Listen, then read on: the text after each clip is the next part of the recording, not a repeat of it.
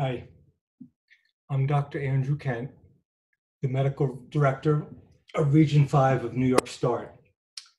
I'm making this video today because I've been getting asked by a lot of patients, friends, and some family, am I depressed or am I just sad about what's going on in the world right now? And it's a tough question because I think sadness is appropriate. Sad I can't go see my family, sad I can't go out to dinner with my friends. And I'm naturally sad because, as you can see, I'm a Jet fan, and this is how I get dressed up for work these days. And the last time they won the Super Bowl, I was 10 years old. And frankly, this week I was such a loser, I watched Super Bowl 3 on YouTube.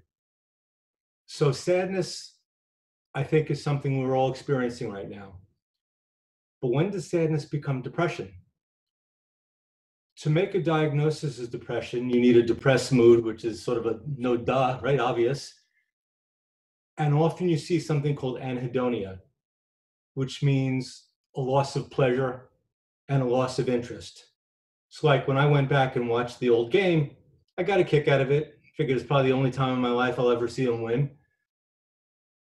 Then I went back, of course, put the news on. That brings us all down a little bit. But that sense of being able to escape from it a little bit, that's super important. So to make the diagnosis of depression, you need to, of course, see the depressed mood. You often see this anhedonia that I'm discussing. But here's some other things to look for. There's something called somatic symptoms. That's mean physical symptoms that we feel. The body doesn't feel right, like a heaviness, tightness on the head. I've had people describe like a band around their head that they just felt that wasn't correct. Sleep is often not right. And insomnia is tricky because it could be too much, where someone's staying in bed all day, oversleeping, or it could be not enough sleep. And insomnia also, you could have early, middle, and late. Early is, as it sounds, you can't fall asleep. Middle insomnia is where you wake up in the middle of the night, and late is when you get up too early. So look for sleep changes. And I emphasize the word changes because the same is in the next symptom I'm going to discuss, which is appetite. Some people, when they're depressed, overeat like crazy. They put on weight.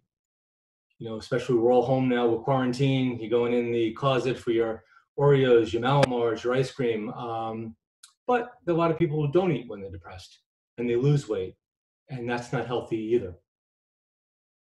Another thing I want to mention is executive functioning and concentration.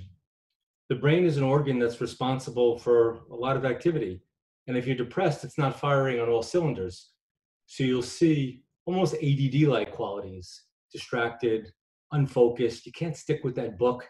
You know, you really like that TV show Below Deck or 90 Day Fiance. Show you what I've been doing lately. But you're not sticking with it, right? And you're on to the next thing. Another thing you see in depression is fatigue. Just like a loss of energy, a loss of endurance. You just can't muster the oomph. Oomph is not a very psychiatric or medical term, but you just don't have what you normally have. And there's also a sense of hopelessness and helplessness. The person sometimes even turns it on their self-esteem. They feel more worthless. They feel guilty. And if it gets bad enough, you become somewhat preoccupied with death and a lot of suicidal thoughts. That doesn't mean every person's going to go out there and kill themselves, but that's just something that the brain begins to get preoccupied with when somebody is depressed enough. So you can see there's a lot of symptoms, and like any medical specialty, don't diagnose yourself. You know, if you're sad and you have supportive family and friends and people around you, that's great. But if it's really starting to wear you down, you can't share it with anyone, you're just not yourself, then you see a professional, somebody that knows how to diagnose. Some of us in the mental health field, you know, we may look a little nutty or sound a little nutty, but that's what we're trained to do, to be able to distinguish between what's the normal sadness versus what's a true clinical depression. And at a time like this, it's all the more important because I think so much of us are walking around with anxiety and depression. And as I mentioned on a videotape that I did previously, I think we are going to have a mental health pandemic because this is going to impact all of us in our own unique ways. So it's a serious subject. If you're feeling those symptoms that I mentioned, it pays to talk to somebody. Doesn't mean you're going to go on medication, although medication can help for depression. It may mean you'll look at your coping strategies. Should I talk more to my friends? Should I exercise more? Should I meditate?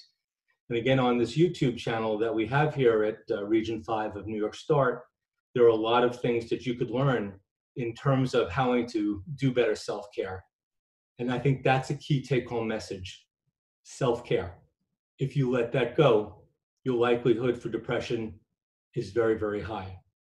So again, I hope this information is helpful about distinguishing between sadness and depression. And from a longtime Jet fan who is frequently sad, you don't want it to turn into depression. So go out there, take care of yourself, stay safe, and hopefully we'll all be back to normal activities real soon.